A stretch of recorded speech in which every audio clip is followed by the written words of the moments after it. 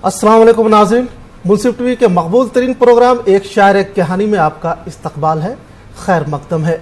मैं हूं आपका मेज़बान आरिफ शजर।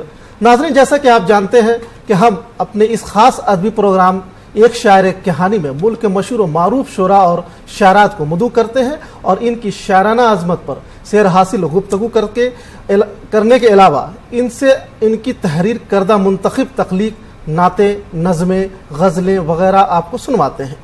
नाज़रीन, आज हमने अपने स्टूडियो में मुल्क के मशहूर मारूफ और जवासाल शायर मोइन अफरोज़ को मदऊ किया है, जो अपनी गज़ल के ज़रिए से नई नस्ल की नुमाइंदगी कर रहे हैं। आपका ताल्लुक़ हैदराबाद की अदबी सरज़मीन से है। आपने यहीं रहकर तालीम हासिल करने के साथ साथ अदब में भी बड़ा काम किया है। आपने अदब के सभी असनाफ में तबाज़माई की है, लेकिन आप बुनियादी तौर से गज़ल के शायर हैं। आपने अपनी कम उम्री में ही कई अदबी अवार्ड भी हासिल कर चुके हैं। आपके कई शेरी मजमूए भी मंजर-ए-आम पर आ चुके हैं। आपने कई आलमी और ऑल इंडिया मुशायरे में शिरकत करके अपनी शायरी का लोहा मनवाया है। यही वजह है कि आप अदब में एक अलग पहचान रखते हैं। नाज़रीन, आपको बता दें कि मोइन अफरोज़ की शायरी पेचीदगियों से पाक है। आप तरक्की पसंद, जदीदियत, माबाद जदीदियत वगैरह के चक्कर में पड़े बगैर दिल के एहसासात और जज्बात को दो टूक कहे जाने वाले शायर हैं।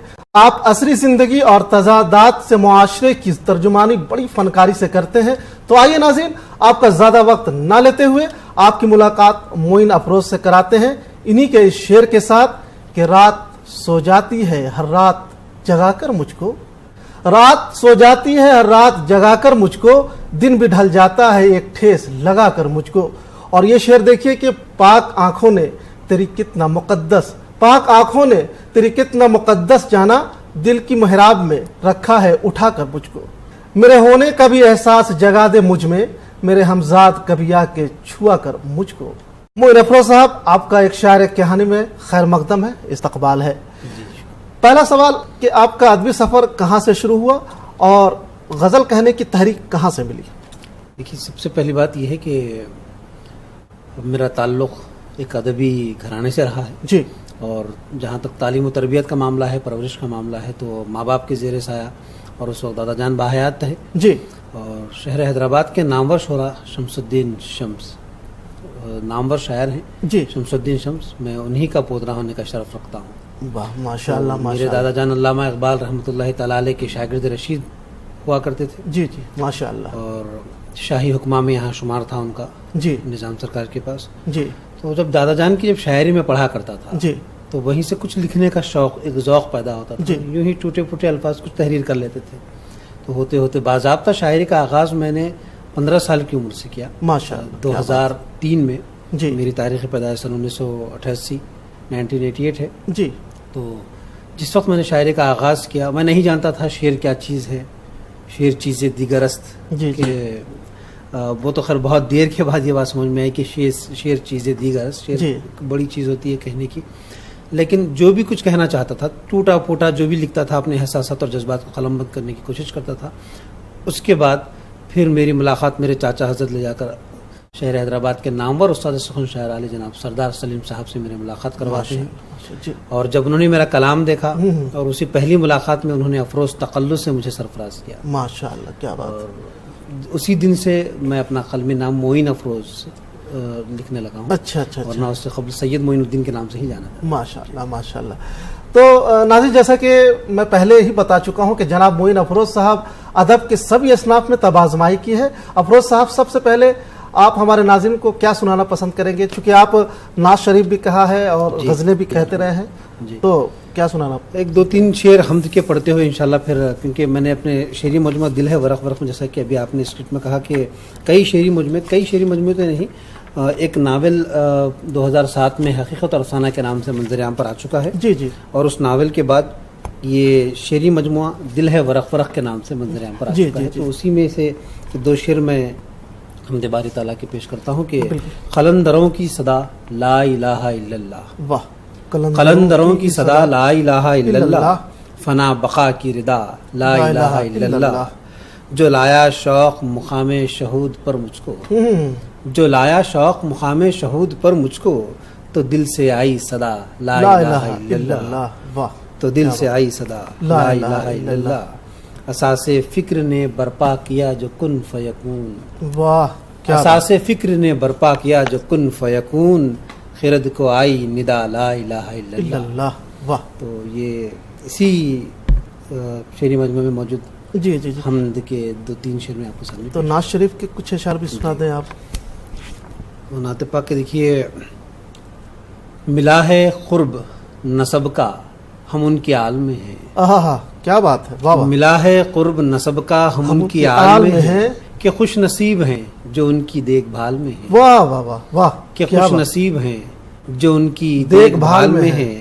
اور شعر ہے کہ وہ 5 نور کے دریا ہوئے ہیں یکجا آج. واہ. وہ 5 نور کے دریا ہوئے ہیں یکجا آج. علی حسین و حسن سارے ایک شال میں ہیں. واہ واہ واہ واہ. کیا بات ہے. پھر کہیے. بہت اچھا. وہ 5 نور کے دریا ہوئے ہیں یکجا آج. کیا بات ہے. کیا علی حسین و حسن سارے ایک شال میں ہیں. نبی کی صندلی خوشبو میں ہے مگن کاغذ. نبی کی صندلی خوشبو میں ہے مگن کاغذ. خیال لفظ قلم سب کے سب وصال میں ہے. واہ واہ واہ واہ واہ. نبی کی صندلی خوشبو میں ہے مگن کاغذ. بہت اچھا. بہت. خیال لفظ قلم سب کے سب وصال میں ہیں. سب کے سب وصال میں ہیں. شعر ہے کہ وفا خلوص توکل قلندری تقوی. واہ. وفا خلوص توکل قلندری تقوی. جواہرات یہ سارے نبی کی آل میں ہیں. واہ واہ واہ واہ واہ واہ. جواہرات یہ سارے نبی کی آل میں ہیں. بہت اچھا. بہت اچھا. اور آخری شعر ہے کہ گلوں کا رنگ بھی انوار ماہ و انجم بھی. گلوں کا رنگ بھی انوار ماہ و انجم بھی. تمام خوبیاں یکجا تیرے جمال میں ہیں. واہ واہ. بہت تمام خوبیاں یکجا تیرے جمال میں ہیں. نبی کی نعت ہوئی اس لیے معین افروز. نبی کی نعت ہوئی اس لیے معین افروز. سلیمی قرب کے جگنو میرے خیال میں. واہ واہ واہ واہ. بہت اچھا. بہت خوب. بہت خوب. بہت مرصع نعت شریف آپ نے سنائی معین صاحب. تو چلیے اب ذرا اپنی مقبول غزل ہمارے ناظرین کو سنائے جو مشاعرے میں کافی سراہا گیا ہو, داد ملی ہو. یہ تو سامعین کی محبتیں ہوتی ہیں. جب ایک شاعر کچھ کہنے کی جسارت کرتا ہے تو اس کو داد و تحسین سے تعریفوں کے جملے اس کے سپرد کیے جاتے ہیں, اس کو نوازا جاتا ہے. اور جہاں تک بہت مقبول ترین غزل کا تعلق ہے تو حیدرآباد کے کئی ایک نامور گائکوں نے اس غزل کو بھی گایا ہے ماشاءاللہ. جس کے 2-3 شعر آپ نے بھی پڑھے ہیں. اس کے بعد اور بھی کچھ غزلیں ہیں تو اس میں سے 2-4 شعر میں آپ کے سامنے پڑھ دیتا ہوں کہ گلے سے یاد کی ہچکی نکال دی میں نے. گلے سے یاد کی ہچکی نکال دی میں نے. گلے سے یاد کی ہچکی نکال دی میں نے. اور ہوا کے پاؤں میں زنجیر ڈال دی میں نے. واہ. گلے سے یاد کی ہچکی نکال دی میں نے. ہوا کے پاؤں میں زنجیر ڈال دی میں نے. اور شعر ہے کہ میرے ضمیر کی آنکھوں میں چبھ رہی تھی جو. میرے ضمیر کی آنکھوں میں چبھ رہی تھی. میرے ضمیر کی آنکھوں میں چبھ رہی تھی جو. وہ ریت آج فضا میں اچھال دی میں نے. واہ واہ واہ واہ. وہ ریت آج فضا میں اچھال دی میں نے. اور چمن میں بحث چھڑی جب نزاکت گل کی. چمن میں بحث چھڑی جب نزاکت گل کی. تیرے گلابی لبوں کی مثال دی میں نے. واہ واہ واہ. بہت اچھا. چمن میں بحث چھڑی جب نزاکت گل کی. تیرے گلابی لبوں کی مثال دی میں نے. اور کچھ اگلے دور کے بچوں کے واسطے لکھ کر. کچھ اگلے دور کے بچوں کے واسطے. کچھ اگلے دور کے بچوں کے واسطے لکھ کر سمے کی جیب میں ایک پرچی ڈال دی میں. واہ واہ واہ واہ. بہت اچھا. بہت اچھا. بہت اچھا معین صاحب. کیا غزل ہے آپ کی. چونکہ آپ ملک کے بیشتر مشاعرے میں شرکت کر چکے ہیں, آپ ہمیں یہ بتائیں کہ پہلے کے مشاعرے اور موجودہ دور کے مشاعرے میں کیا فرق ہے. کیا آج کے مشاعرے معیاری ہوا کرتے ہیں؟ دیکھیے جہاں تک شہر حیدرآباد کا تعلق ہے یہاں جو مشاعرے ہوتے ہیں ادبی مشاعرے کہوں گا تو یہ مشاعرے آج بھی الحمدللہ معیاری ہوا کرتے ہیں. اور یہاں آج بھی مصر طرح دیا جاتا ہے اور طرح ہی مشاعرے یہاں پر منعقد ہوتے ہیں. اور جو سنجیدہ مشاعرے جو یہاں پر ہوتے ہیں آج بھی ادب سے لبریز ہوا کرتے ہیں. اب رہا سوال کل ہند مشاعرے کی اگر آپ بات کر رہے ہیں تو وہاں تو اس کے حالات آپ بھی بخوبی جانتے ہیں اور میں بھی جانتا ہوں. وہاں پر شاعر کو کم اور گویے کو زیادہ سنا جاتا ہے. کیا تو لیکن ایک بات تو دونوں ہی صورتوں میں ایک بات بالکل مصدقہ یہ کہی جا سکتی ہے کہ کہیں نہ کہیں مشاعرے اردو کاس کے لیے عوام کو اپنی جانب راغب کر رہے ہیں، جوڑ رہے ہیں۔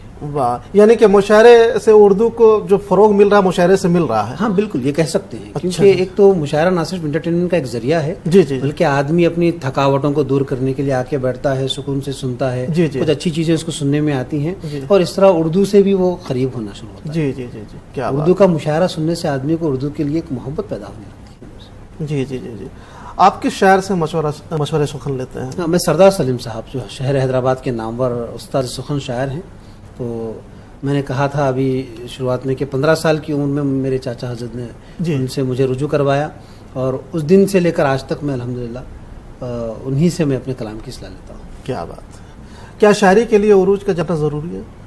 علم عروض کا دیکھیے، جہاں تک علم عروض کا تعلق ہے، علم عروض شعر کہنے کے لیے سیکھنا ضروری نہیں ہے۔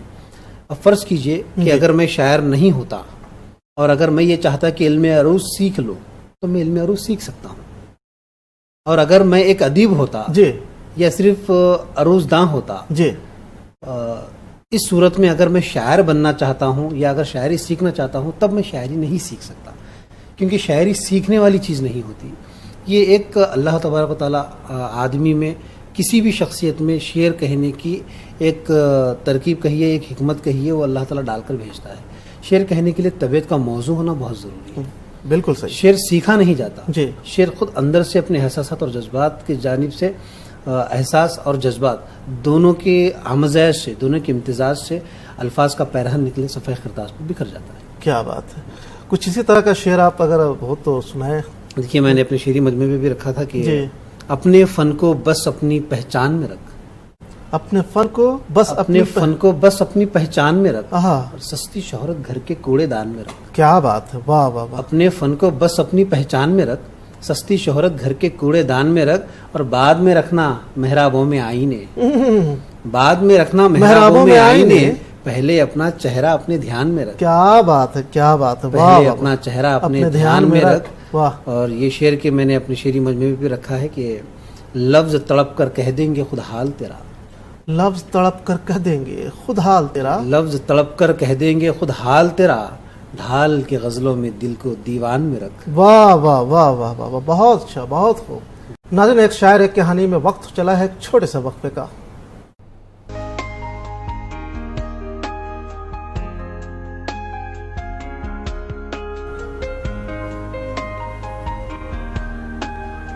وقفے کے بعد دوبارہ آپ کا استقبال ہے۔ وہ کون سے شاعر ہیں جن سے آپ متاثر ہیں؟ جن سے میں متاثر ہیں آپ؟ دیکھیے، کئی ایسے شعراء اکرام ہیں جو سینئر شعراء یہاں سے گزرے ہیں، اور سب سے پہلے جب میں موجودہ دور کی یا حالات حاضرہ کی اگر بات کروں تو میں سردار سلیم صاحب سے ہی بہت متاثر ہوں۔ اچھا اچھا اچھا، کیونکہ جب جس وقت شاعری میں نے شروع کی تھی، میں غالب اور اقبال کو زیادہ پڑھا کرتا تھا، جی اور یہی وجہ ہے کہ میری ابتدائی شاعری میں جی تقریباً میں یہ کہہ سکتا ہوں کہ 2003 سے لے کر 2010 تک کے عرصے تک میرے سوچ و فکر پہ اقبال کا ہی غلبہ رہا۔ واہ، جو میں شعر کہتا تو وہ اقبال کی تراکیب میرے پاس موجود ہوتی، اسی لفظیات کو میں استعمال کرتا۔ جیسے کہ میں نے ایک زندگی عنوان سے ایک نظم کہی تھی کہ زندگی ہے ایک خیال آرزو، زندگی ہے خیال آرزو، زندگی ہے خیال آرزو، کچھ نہیں ہے خوابدائے جستجو، واہ، ایک تجلی ہے دل مقصود کی، کیا حقیقتی سنگ بے سود کی، ہے مقید یہ خس و خاشاک میں، خشک و تر ہے زندگی ادراک میں، حسرتوں کی دیدہ بازی ہے فقط، ہستی یہ ناشادگی سی ہے فقط۔ تو بہرحال یہ بتانے کا مقصد یہ تھا، یہ تمام چیزوں کو خیر میں نے اتنے کئی کلام اپنے میں نے الخط کر دیے ہیں، جی جی تو یہ تو کسی دیوان میں بھی نہیں ہے، کسی شعری مجموعے میں نہیں ہے، جی جی، لیکن بتانا یہ مقصد تھا کہ کس طرح میری سوچ و فکر پہ اقبال کا غلبہ رہا۔ لیکن اس کے بعد رفتہ رفتہ جب میں ترقی پسند شعراء کی جانب توجہ دینی شروع کی میں نے، اور ان کے کلام کو میں نے پڑھنا شروع کیا، تب مجھے سمجھ میں آیا کہ سردار سلیم صاحب کی شاعری کیا ہے۔ تو میں یہ کہہ سکتا ہوں کہ بہت دن سردار سلیم صاحب سے جڑے رہنے کے بعد میں ان کو سمجھنے کی اچھا، سمجھنا شروع کیا۔ جی جی جی، ایسا نہیں کہ میں ان سے جڑتے ہی میں ان کو سمجھنے کی کوشش کیا یا میں سمجھنا شروع کر دیا، ایسا نہیں ہوا۔ میں اقبال سے بہت متاثر رہا، غالب سے بہت متاثر تھا، میر سے بہت متاثر تھا، صفی اورنگ آبادی سے متاثر تھا، تو پورے ایک روایتی شاعری میرے اشعار سے جھلکا کرتی تھی۔ اچھا، یہ معین صاحب، تقریباً ہر شاعر اپنی شاعری کا آغاز رومانی شعر سے کرتا ہے، جی، کیا آپ کے ساتھ بھی ایسا کچھ ہوا ہے؟ دیکھیے، ایک شعر میں نے اپنے مضمون میں من آنم کے من دانم کے نام سے میں نے اس میں ایک مضمون لکھا ہے. جی. تو اس میں نے زندگی کا پہلا شعر اس میں کوٹ کیا ہے بغیر اصلاح شدہ. تو مقبول عام ہے وہ جو سب سے عیاں ہے. مقبول عام ہے وہ جو سب سے عیاں ہے. اور مقبول خاص ہے وہ جو سب سے نہاں ہے. واہ واہ واہ واہ. تو یہ وہ شعر تھا جو میں جس وقت نہیں جانتا تھا کہ مطلع مقطع اولا اور کیا اس کے پیچ و خم ہوتے ہیں, کیا قواعد ہوتے ہیں, اس ساری چیزوں سے میں بے بہرا تھا. اس وقت میں نے یہ شعر کہا تھا. تو میں نے اس کو اس میں تو یعنی کہ عشقیہ شاعری سے آپ کا یہ آپ کی آغاز. دیکھیے جہاں تک رومانیت کا جو آپ نے لفظ استعمال کیا, میں یہ کہوں گا کہ رومانی شاعری جو ہوتی ہے یا رومانیت جب آدمی میں غلبہ کرتی ہے, کوئی شاعر ایسا نہیں ہوتا کہ بغیر رومانیت سے ہٹ کے وہ شعر کہہ سکتا ہے. میں تو کہوں گا کہ وہ شاعری ہی نہیں ہو سکتی جہاں اگر رومانیت کو ہٹا دیا جائے تو اس کے بغیر شاعر ہو ہی نہیں سکتا کوئی. کیا بات. تو ہر شاعر میں کہیں نہ کہیں وہ جذبہ ضرور ہوتا ہے. واہ واہ واہ, کیا بات ہے. تو شاعری میں آپ کے گھر کا ماحول کتنا سازگار رہا, چونکہ دیکھا یہ گیا ہے کہ جیسے شاعری کی لت لگ جاتی ہے تو سب سے پہلے اس کی مخالفت گھر سے ہی شروع ہوتی ہے. نہیں, میرے ساتھ ایسا نہیں رہا, کیونکہ میں نے پہلے بھی کہا تھا کہ میں ایک ادبی گھرانے میں نے اپنی آنکھیں کھولی ہیں. تو یہ میری خوش نصیبی تھی. تو جب میں نے شعر کہنے کی کوشش کی, جب میں نے شروعات کی, اسی دن سے میری حوصلہ افزائی کی جانے لگی. ماشاء اللہ ماشاء اللہ ماشاء اللہ. تو اسی پل سے میری حوصلہ افزائی کی جانے لگی, اور کبھی مجھے شاعری سے نہیں روکا گیا. میرے اساتذہ نے بھی مجھے نہیں روکا, میرے ماں باپ نے بھی مجھے نہیں روکا. خیر, جس وقت میں نے شعر کہنا شروع کیا اس وقت تو میرے دادا کا سر سے میرے سایہ اٹھ چکا ہوتا. 1995 میں ان کا انتقال ہو چکا تھا, 1995 میں. تو میں نے شعر 2003 سے کہنا شروع کیا. ہمارے ناظرین کو کوئی تازہ غزل سنائیں آپ. ہاں جی, تو تازہ غزل تو دیکھیے کہ لے کر انا کے بوجھ کو شہر اداس میں, لے کر انا کے بوجھ کو شہر اداس, لے کر انا کے بوجھ کو شہر اداس میں ہم جی رہے ہیں اپنے بدن کے لباس میں. کیا بات کیا بات. لے کر انا کے بوجھ کو شہر اداس میں ہم جی رہے ہیں اپنے بدن کے لباس میں. اور شعر ہے کہ یادوں کا عود اشک کے دیپک جلائیے, یادوں کا عود اشک کے دیپک جلائیے, آیا ہے کوئی درد میرے غم نواس میں. کیا بات کیا بات. یادوں کا عود اشک کے دیپک جلائیے, آیا ہے کوئی درد میرے غم نواس میں. اور صحرا بھی چھوٹے پڑتے ہیں میرے جنون کو, صحرا بھی چھوٹے پڑتے ہیں, صحرا بھی چھوٹے پڑتے ہیں میرے جنون کو, دریا بھی ڈوب جاتے ہیں آنکھوں کی پیاس میں. کیا بات. واہ واہ. صحرا بھی چھوٹے پڑتے ہیں میرے جنون کو, اور دریا بھی ڈوب جاتے ہیں آنکھوں کی پیاس میں. شعر ہے کہ غزلیں ہیں تیری یاد کے سندل میں تر بتر. کیا بات. دریا ہے تیرے, غزلیں ہیں تیری یاد کے سندل میں تر بتر, شامل ہے تیرا درد بھی فن کی اساس میں. واہ واہ واہ واہ واہ. غزلیں ہیں تیری یاد کے سندل میں تر بتر, شامل ہے تیرا درد بھی فن کی اساس میں. آخری شعر ہے کہ حالانکہ میں نے اپنا تعارف کرا دیا, حالانکہ میں نے اپنا تعارف کرا دیا, بے چینی جو کی تو رہی چہرہ شناس میں. کیا بات. واہ واہ. حالانکہ میں نے اپنا تعارف کرا دیا, بے چینی جو کی تو رہی چہرہ شناس میں. افروز ہم نے زہر کا ہر گھونٹ پی لیا, افروز ہم نے زہر کا ہر گھونٹ پی لیا, کربل کی تشنگی تھی ہماری بھی پیاس میں. کیا بات ہے. واہ واہ. کربل کی تشنگی تھی ہماری بھی پیاس میں. بہت اچھا, بہت مرصع غزل آپ نے سنائی, تازہ غزل سنائی, بہت مرصع غزل سنائی. معین صاحب, ایک سوال جو بڑا اہم ہے جی, کہ آج کی نئی نسل اردو سے دور ہوتی چلی جا رہی ہے, اس کی کیا خاص وجہ ہو سکتی ہے؟ نئی نسل کو اردو کی طرف مائل کرنے کے لیے کیا حکمت عملی اپنانی چاہیے؟ دیکھیے, میں بالکل دو ٹھوک انداز میں اس کا جواب دوں گا کہ اس کی ذمہ دار صرف ہم ہیں, ماں باپ یا ایک اردو کا شاعر. میں اگر ایک اردو کی شاعر کی بھی اگر بات کرتا ہوں تو مجھے بڑا افسوس ہوتا ہے کہ ایک اردو کا شاعر اردو کے مائک پہ کھڑا ہو کر, یا پھر یہ کہوں کہ اردو کی خود روٹیاں توڑ رہا ہے, اردو کی روٹی کھا رہا ہے, اور اس کے بچے انگریزی سے تعلیم حاصل کر رہے ہیں, تو کون اس کے ذمہ دار ہوئے؟ اور جہاں تک مشاعروں کی بات ہے یا پھر نئی نسلوں کو اردو سے جوڑنے کی بات ہے, مشاعرہ بھی ایک ایسا شخص پڑھ رہا ہے جو اردو رسم الخط سے واقف نہیں، جو صرف ہندی اسکرپٹ جانتا ہے. کیا بات ہے، بہت اچھی بات آپ نے تو کی. یہ بہت ہی ایک چبھتے ہوئے پہلو ہے ہمارے سماج کے. نہ اس کو تذکیر و تانیث، نہ اس ہاں، کو وہ انگلش نہیں کی جانتا. غلطی، نہ کچھ چیز. وہ اردو ہی نہیں جانتا تو وہ اردو کے نزاکتوں سے کہاں واقف ہوگا. بالکل بالکل. وہ اردو کے زلف کہاں سے سنوارے گا. وہ آنے والی اولادوں کو اپنی تربیت کہاں سے دے گا. بھائی میں اگر اپنے بچوں میں کوئی چیز منتقل کرتا ہوں تو وہی چیزیں کروں گا جو میں اپنے سینے میں رکھتا ہوں یا میں اپنی ذات میں سموتا ہوں. بہت اچھی بات. میں جس سے متاثر ہوں وہی چیزیں میں اپنی اولادوں کو دوں گا. جو تربیت سے میں خود بے بہرا ہوں، جس ڈگر پہ میں خود نہیں چل سکتا ہوں، وہ کہاں میں اپنے اولادوں کو لے کر جاؤں گا. تو سیدھی بات یہ ہے کہ ہم خود اس کے ذمہ دار ہیں کہ ہماری اولاد اردو سے دور ہے. آج ہم انگریزی سے تعلیم دلانے کے لیے فخر محسوس کر رہے ہیں، ٹھیک ہے بھائی، وقت کے ساتھ چلیے گا. لیکن کیا ہم اردو کی تعلیم سے، اردو کی تربیت سے یا اردو کی پرورش سے بچوں کو ایک اردو کے ماحول سے کیا ہم دنیا سے کٹا دیتے ہیں؟ ایسا تھوڑی ہے، نہیں ہو سکتا. اب دیکھیے، جہاں تک میں اپنی بات کروں، اگر صاف سیدھی اگر لہجے میں کہہ دوں تو میاں مٹھو بننے والی بات ہے، لیکن یہ وہ نہیں ہے. میں صرف حقائق کو سامنے لانے کی کوشش کر رہا ہوں کہ میری ابتدائی تعلیم انگریزی سے ہوئی، اور جس وقت شعور مجھ میں بیدار ہوا اور میں 5ویں جماعت کامیاب کر چکا تھا، اور اس وقت میں دادا جان کے شعر پڑھ رہا تھا، بہت متاثر ہو رہا تھا. میں سمجھنے کی کوشش کرتا تھا، تڑپ جاتا تھا کہ مجھے سمجھ میں کیوں نہیں آتے یہ الفاظ. تب میں نے گھر میں ضد کی کہ مجھے اردو سے تعلیم حاصل کرنی ہے، اور اس وقت مجھے لے جا کر اردو سے تعلیم حاصل کرنے کے لیے اردو میڈیم اسکول میں میرا ایڈمیشن دلوایا گیا. تب مجھے پڑھا کر دیکھا گیا، پرنسپل نے مجھے پڑھایا، تو جو لڑکا 2 1 2 2 2 ظافر جانتا تھا وہ 2 1 2 2 2 4 نہیں پڑھ سکا. تو میں نے کہا تھا کہ میں نے 5ویں جماعت پاس کیا اور مجھے اٹھا کر 3ری جماعت میں لیا گیا، تو مجھے وہاں 2 سال کی قربانی دینی پڑی.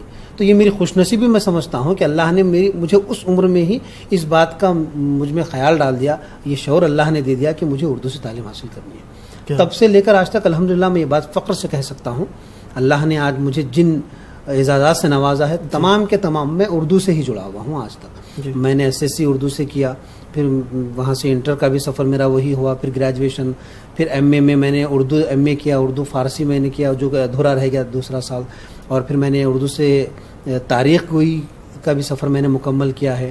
پھر اس کے بعد میں BEMS، کیونکہ وہاں پر بھی آپشن رکھا گیا کہ تیلگو سے بھی کر سکتے ہیں، ہندی سے بھی کر سکتے ہیں، انگریزی سے، اردو سے.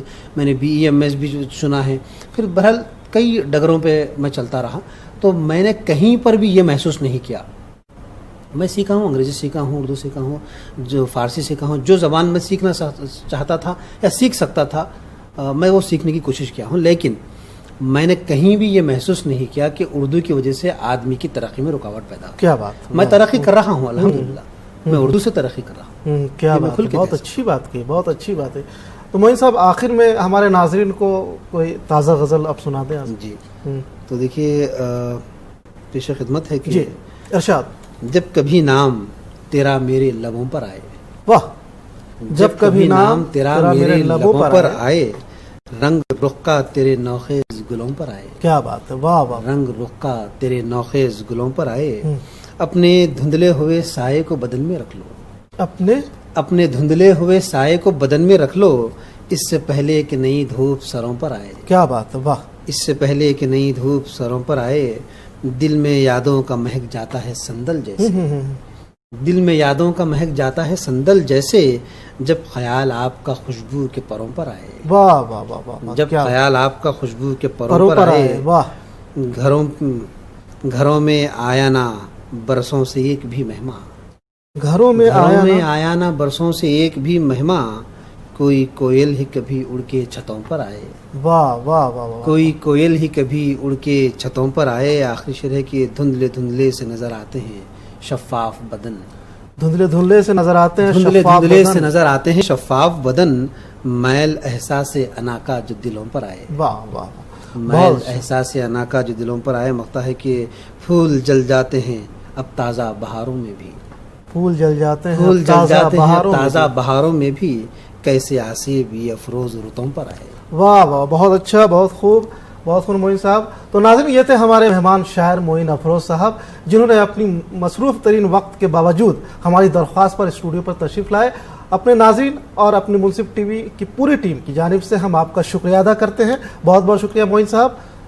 ناظرین، मुझे उम्मीद है कि आपको हमारा यह प्रोग्राम अच्छा लगा होगा। आप हमें अपनी कीमती आरा से ज़रूर नवाजें। हम फिर किसी अदबी शख्सियत से आपकी मुलाकात कराएंगे। तब तक के लिए हमें और हमारी पूरी टीम को इस शेर के साथ इजाज़त दीजिए कि उर्दू है जिसका नाम हम ही जानते हैं दाग, उर्दू है जिसका नाम हम ही जानते हैं दाग, सारे जहां में धूम हमारी जुबां की है। खुदा हाफिज।